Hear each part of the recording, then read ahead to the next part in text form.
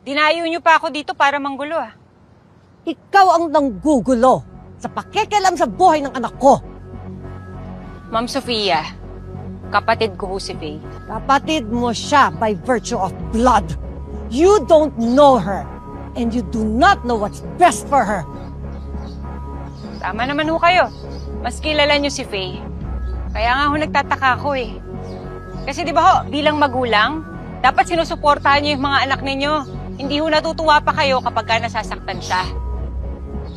If this is about that good-for-nothing guy.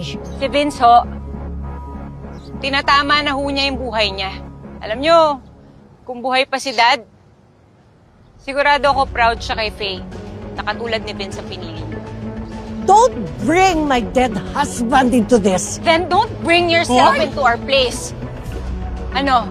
Akala niyo kayo lang marunong mag-Ingles, no? Kaya pwede ba, Ma'am Sofia, tantanan niyo na ho ako? Kung hindi kayo pinapakinggan ng anak ninyo, aba, wag ako sisihin ninyo. Sisihin niyo sarili ninyo.